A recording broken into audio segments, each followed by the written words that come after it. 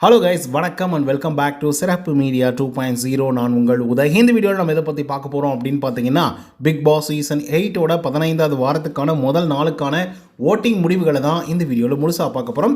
So இந்த வீடியோக்கு போகிறதுக்கு முன்னாடி நம்மளோட சேனலை சப்ஸ்கிரைப் பண்ணாதவங்க சப்ஸ்கிரைப் பண்ணி வச்சுக்கோங்க. பக்கத்தில் ஒரு பெல் ஐக்கான் இருக்கும், அதையும் ப்ரெஸ் பண்ணி ஹாலில் போட்டுக்கோங்க. அப்போ தான் நாங்கள் அப்டேட் பண்ணுற ஒவ்வொரு வருஷமும் உங்களுக்கு நோட்டிஃபிகேஷன் வந்து சேரும். அது தாண்டி இந்த வீடியோ குறைஞ்சபட்சம் ஒரு 1000 லைக்கான எதிர்பார்க்குறோம். ஸோ லைக்கை போடுங்க, வீடியோ பாருங்கள். வாங்க இன்ற வீடியோக்குள்ள வந்து போகலாம். நம்பர் 1 பொசிஷனில் ஆஸ் யூஷுவல் நம்மளுடைய முத்துக்குமரன் அவர்கள் தான் தெரிவிக்க விட்டுட்டுருக்காரு. அவர் வாங்கிய ஓட்டுகளோட எண்ணிக்கை அப்படின்னு சொல்லி பார்க்கும்போது கிட்டத்தட்ட 10,698 ஓட்டுகளாகும். அண்ட் பர்சன்டேஜ் வைஸ் அப்படின்னு சொல்லி பார்க்கும்போது கிட்டத்தட்ட 47.49% வந்து அட்டகாசமாக ஆரம்பிச்சிருக்காரு நம்முடைய முத்துக்குமரன். நீங்கள் யோசிச்சு பாருங்கள், 47.49% தனி ஒரு ஆளாக 50% வாக்குகள் ஒரே ஆள் வாங்கியிருக்காரு. மீதி 50% வாக்குகள் 5 பேர் சேர்ந்து வாங்கியிருக்காங்க. அப்படின்னா யோசிச்சு பார்த்துக்கோங்க எப்படி இருக்கும் ஓட்டிங் முடிவுகள் அப்படின்னு சொல்லி. அதுக்கடுத்த செகண்ட் பொசிஷனில் நம்முடைய சௌந்தர்யா அவர்கள் அவங்க வாங்கிய ஓட்டுகளோட எண்ணிக்கை அப்படின்னு சொல்லி பார்க்கும்போது 4,422 ஓட்டுகளாகும். அண்ட் பர்சன்டேஜ் வைஸ் அப்படின்னு சொல்லி பார்க்கும்போது 19.63% வந்து இருந்துட்டு இருக்காங்க நம்மளுடைய சௌந்தர்யா அவர்கள். ஸோ இவங்களை பொறுத்தவரையிலையும் கூட ஒரு நல்ல பிளேயர், நல்ல ஓட்டிங்ஸ் வாங்கக்கூடிய ஒரு ஆள் தான் கண்டிப்பாக சொல்லி ஆகணும். ஏன்னா இதுக்கு முன்னாடியெல்லாம் பயங்கரமான வாக்குகள் வந்து வாங்கியிருக்காங்க. பட் ஒரு தடவை கூட முத்துக்குமரனை முந்தினது இல்லை. எப்பெல்லாம் முத்துக்குமரன் நாமினேஷன்லையோ அப்போல்லாம் வந்து சௌந்தர்யா பயங்கர டாமினண்ட்டாக வந்துட்டு இருக்காங்க. பட் பார்ப்போம் என்ன விஷயங்கள் நடக்குது அப்படின்னு சொல்லி போக போக. அதுக்கடுத்த 3வது பொசிஷனில் விஜய் விஷால் அவர் வாங்கிய ஓட்டுகளோட எண்ணிக்கை அப்படின்னு சொல்லி பார்க்கும்போது 2,620 ஓட்டுகளாகும். அண்ட் பர்சன்டேஜ் வைஸ் அப்படின்னு சொல்லி பார்க்கும்போது 11.63% வந்து இருந்துட்டு இருக்காங்க நம்மளுடைய விஜய் விஷால் அவர்கள். இந்த மனுஷனுக்கு லாஸ்ட் வீக்கில் சரியான ஒரு சிம்பத்தி ஓட்டு வந்து கிடைச்சது அப்படின்னு தான் வந்து சொல்லி ஆகணும். ரீசன் என்ன அப்படின்னு பார்த்தீங்கன்னா, இந்த எக்ஸ் கண்டஸ்டன்ட்லாம் உள்ளர வந்தாங்க இல்லையா, வந்து அடின்னு அடிச்சதன் காரணமாக அடப்பாவீங்களா என்னடா எல்லாரும் ஒருத்தனையும் போட்டு அடிச்சிட்ருக்கீங்க, போடுங்கடா அவனுக்கு ஓட்டு அப்படின்னு சொல்லி போட்டு விட்டாங்க. அதை பற்றி கொஞ்சம் லேட்டராக வந்து டிஸ்கஸ் பண்ணலாம். அதுக்கு அடுத்ததாக 4th பொசிஷனில் நம்மளுடைய ஜாக்லின் அவர்கள் தான் வந்து இருந்துட்டு இருக்காங்க. அவங்க வாங்கிய ஓட்டுகளோட எண்ணிக்கை அப்படின்னு சொல்லி பார்க்கும்போது 2,478 ஓட்டுகளாகும். அண்ட் பர்சன்டேஜ் வைஸ் அப்படின்னு சொல்லி பார்க்கும்போது 11% வந்து இருந்துட்டு இருக்காங்க நம்மளுடைய ஜாக்லின் அவர்கள். ஸோ ஒரு சரியான முன்னேற்றம் ஜாக்லினுடைய ஓட்டிங் முடிவுகளில் வந்து கிளியராக வந்து தெரியுது. ஏன்னா இவங்க 10% பெருசாக வந்து தாண்டதே வந்து கிடையாது. பட் இப்போ வந்து பார்த்திங்க அப்படின்னா 11% வந்து ஆரம்பிச்சிருக்காங்க இந்த வாரத்தோட தொடக்கத்தை. பார்ப்போம் என்ன விஷயங்கள் நடக்குது அப்படின்னு சொல்லி. அதுக்கடுத்தா 5th பொசிஷனில் பவித்ரா அவங்க வாங்கிய ஓட்டுகளோட எண்ணிக்கை அப்படின்னு சொல்லி பார்க்கும்போது 1,296 ஓட்டுகளாகும். அண்ட் பர்சன்டேஜ் வைஸ் அப்படின்னு சொல்லி பார்க்கும்போது 5.75% வந்து இருந்துட்டு இருக்காங்க நம்மளுடைய பவித்ரா ஜனனி அவர்கள். ஸோ இவங்க வந்து பார்த்திங்க அப்படின்னா ஒரு நல்ல பிளேயர் தான், அதில் எந்த விதமான மாற்று கருத்துமே இல்லை. இவங்கெல்லாம் லாஸ்ட் வீக்லேயே வந்து எவிக்ட் ஆகி வெளியே போக வேண்டிய ஒரு ஆள். பட் வெளியே போகலை. அதுக்கு நிறைய பாலிடிக்ஸ் வந்து இருக்குது. அது என்ன அப்படிங்கிறத கொஞ்சம் லேட்டராக வந்து டிஸ்கஸ் பண்ணலாம்.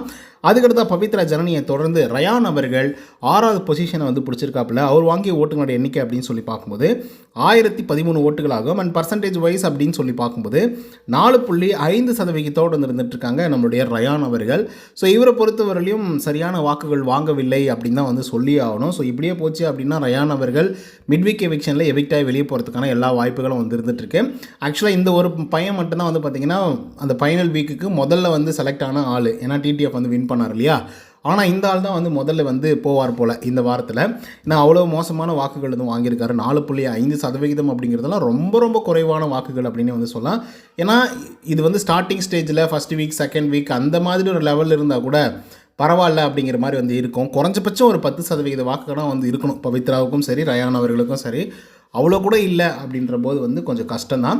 அண்ட் ஒன் மோர் என்னென்னா, இது ஃபைனல் வீக் அப்படிங்கிறதுனால எய்தர் இவங்க தான் வின் பண்ணுவாங்க இல்லைனா அவங்க தான் வின் பண்ணணும் அப்படிங்கிற மாதிரி ஒரு சுச்சுவேஷன் தான் வந்து பார்த்திங்கன்னா ஃபைனல் வீக்கில் வந்து போகும். ஏன்னா இதுக்கு முன்னாடி வாரங்கள்லாம் எப்படி இருக்கும் அப்படின்னா, இவங்களை எப்படியாவது வந்து தயார் பண்ணி கொஞ்சம் அதிகப்படியான வாக்குகளை வாங்க வச்சு சரி ஓகே அவங்கள சேஃபர் ஜோனுக்கு வந்து கொண்டு போயிடலாம், இன்னும் ஒரு வாரம் வந்து கொண்டு போயிடலாம், நமக்கு பிடிச்ச ஃபேவரட் கண்டஸ்டன்ட் அப்படிங்கிற மாதிரி மக்கள் வந்து ஓட்டுக்கள் வந்து போடுவாங்க. இந்த வாரம் வந்து பார்த்திங்கன்னா இவங்க டைட்டில் வின் பண்ணுறதுக்கான தகுதிகள் இருக்குது அப்படின்னு சொல்லி தான் வந்து ஓட்டுக்கள் வந்து போடுவாங்க. அதனால் ஃபேவரட்டிசம் பார்த்து போடுவாங்களா அப்படின்றது ஒரு பெரிய ஒரு டிஸ்கஷன் தான். ஆனால் வந்து பார்த்திங்க அப்படின்னா டாப் 2ல் இருக்கக்கூடிய ஆட்களுக்கு வந்து போடணுன்னு தான் நினைப்பாங்க. ஒன்று முத்துக்குமரனா, இல்லை சௌந்தர்யாவா, இல்லை ஜாக்லினா, இல்லைனா விஜய் விஷாலா, இப்படி தான் வந்து போக போகுது ஓட்டிங்ஸை பொறுத்தவரையிலையும். இது பெருசாக இம்பேக்ட்ஃபுல்லாக இருக்காது அப்படிங்கிற மாதிரி தான் எனக்கு வந்து தோணுது. ரீசன் என்ன அப்படின்னு பார்த்தீங்கன்னா, ஆல்ரெடி ஓட்டிங் ஸ்ப்ளிட்டிங் அப்படின்றதெல்லாம் வந்து நின்று போச்சு அப்படின்னு தான் வந்து சொல்லுவோம். ஏன்னா இதுக்கு முன்னாடியெல்லாம் வந்து பார்த்திங்க அப்படின்னா முத்துக்குமரனுக்கு 25% இல்லைனா 30%, மேக்ஸிமம் 37% வரைக்கும் லாஸ்ட் வீக்கில் வந்து வாங்கினாப்புல. அது 14th வீக் 15th வீக் அப்படின்னா அப்படி தான் வந்து இருக்கும். சரிங்களா. ஸோ இந்த இடத்துல ஓட்டிங் அப்படிங்கிறது ஸ்ப்ளிட்டே ஆகலை. ஸோ லாஸ்ட் வீக்கை விட இப்போ கம்பேர் பண்ணும்போது 10% வாக்குகள் வந்து முத்துக்குமரனுக்கு தான் அதிகமாக இருக்க தவிர குறையில ஆக்சுவலி சொல்லப்போனால். அப்போது என்ன நமக்கு புரிய வருது அப்படின்னா ஓட்டிங்ஸ் அப்படிங்கிறது வந்து ஸ்ப்ளிட் ஆகலை அப்படிங்கிறது வந்து புரியுது. அதே மாதிரி சௌந்தர்யாவுக்கு வந்து பார்த்திங்க அப்படின்னா பெரிய அளவில் ஆதரவுகள் வந்து இருக்குது, இப்பயும் வந்து இருக்குது. 25% அப்படிங்கிறத சாதாரணமாக வாங்கக்கூடிய ஒரு ஆள் தான் சௌந்தர்யா அவர்கள்.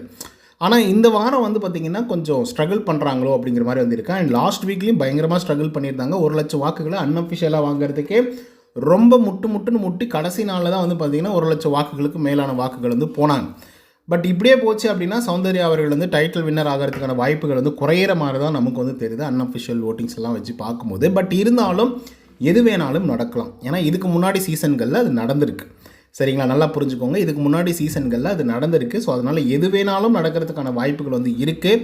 டக்குன்னு விஜய் சேதுபதி அவர்கள் சாட்டர்டே மீன்ஸ் சண்டே எபிசோடில் வந்து டக்குன்னு கையை தூக்கி உயர்த்தி சௌந்தர்யா நீங்கள் தான் வின்னர் அப்படின்னு வந்து சொன்னாலும் வாய்ப்புகள் வந்து இருக்குது. ஏன்னா வந்து இந்த போலிங் அப்படிங்கிறது வந்து 2-3 விதத்தில் வந்து நடக்கும். ஒன்று வந்து பார்த்திங்க அப்படின்னா கால் பண்ணி நம்ம வந்து ஓட்டிங்ஸ் வந்து போடலாம். அதுக்கப்புறம் வந்து டைரெக்டாக ஹாட் ஸ்டாரில் போயிட்டு ஓட்டிங்ஸ் வந்து போடலாம். ஓகேங்களா, இது வந்து 2 முக்கியமான விஷயங்கள். ஓட்டிங்ஸ் வந்து போடுறது அண்ட் கவுண்டிங்கும் வந்து பார்த்திங்கன்னா அங்கேருந்து தான் வந்து எடுப்பாங்க.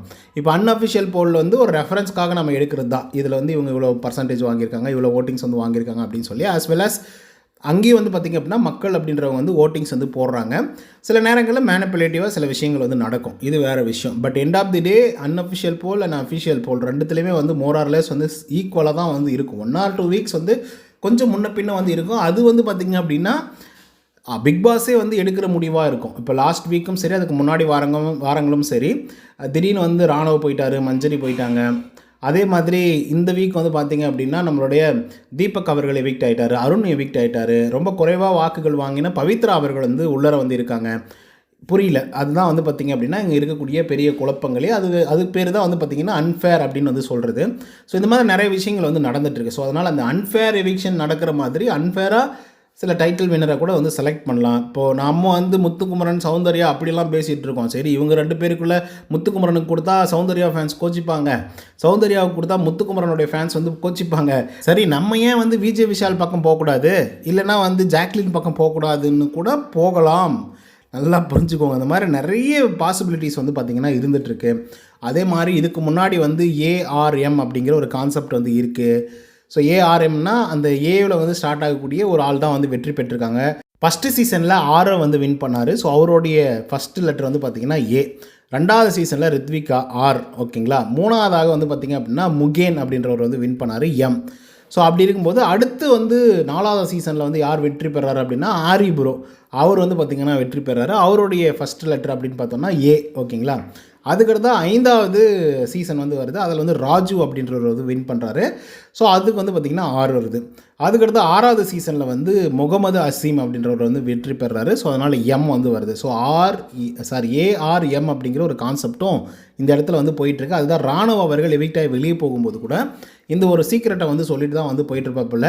ஏன்னா ரயான் பார்த்துடுறா, ARM கான்செப்ட் உனக்கு தெரியல, பார்த்து பத்திரமா இரு, ஓகே தான் ஜெயிச்சுட்டு வா அப்படிங்கிற மாதிரிலாம் வந்து சொல்லிட்டு போயிருப்பாப்பில்ல ராணுவம். நல்லா புரிஞ்சுக்கோங்க.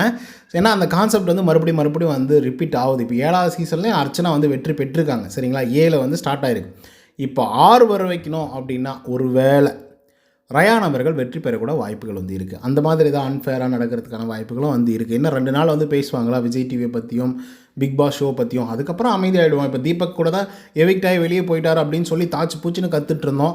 அதுக்கப்புறம் பரவாயில்லப்பா மனுஷன் வெளியே போனாலே ராஜமரியாதை வெளியே போயிட்டார் அப்படின்னு சொல்லி இப்போது நமக்குள்ளே நம்மளே வந்து காம்ப்ரமைஸ் வந்து ஆகிக்கிறோம். ஸோ அந்த மாதிரி வந்து பார்த்திங்கன்னா நடக்கிறதுக்கான வாய்ப்புகள் நிறைய இருக்குது. எதுவுமே வந்து பார்த்திங்கன்னா ப்ரெடிக்டபிளே இப்போதைக்கு வந்து பண்ண முடியாது. இவன் ஸ்டார்டிங்லேருந்து பண்ணியிருந்தால் பரவாயில்ல, ஸ்டார்டிங்லேருந்து கரெக்டாக சீக்வன்ஸாக போயிட்டு திடீர்னு வந்து பார்த்திங்க அப்படின்னா எல்லாத்தையும் பட்டுன்னு வந்து பண்ணுறாங்க. அதுதான் நம்மளால் ஏற்றுக்கவே முடிய மாட்டேங்குது. ஸோ அதுதான் வந்து பார்த்திங்கன்னா நடக்கவும் போகுது. ஸோ அதனால் இந்த மாதிரி வாய்ப்புகளும் வந்து இருக்குது. நான் சௌந்தர்யாவுக்கும் கிடைக்காம முத்துக்குமரனுக்கும் கிடைக்காம தூக்கிட்டு போய் ரயானுக்கு கொடுத்தாலையும் கொடுப்பாங்க. அது ARM அப்படிங்கிற கான்செப்ட் மட்டும் சொல்கிறேன். நல்லா புரிஞ்சுக்கின்னு வந்து அப்புறம் கமெண்ட் அடிங்க. அப்புறம் நீங்கள் தப்பாக புரிஞ்சுக்கின்னு என்ன வந்து போட்டு வெளுன்னு வெளுக்காதீங்க. சரிங்களா, அப்படியே எனக்கு தெரிஞ்சு வந்து முத்துக்குமரன் இல்லைன்னா சௌந்தர்யா, இவங்க 2 பேரில் யாராவது ஒரு ஆளுக்கு வந்து கண்டிப்பாக கப்பு கிடைக்கும் அப்படின்றதுல மாற்றுக்கிறதுல அதை நம்ம பொறுத்து தான் பார்க்கணும்.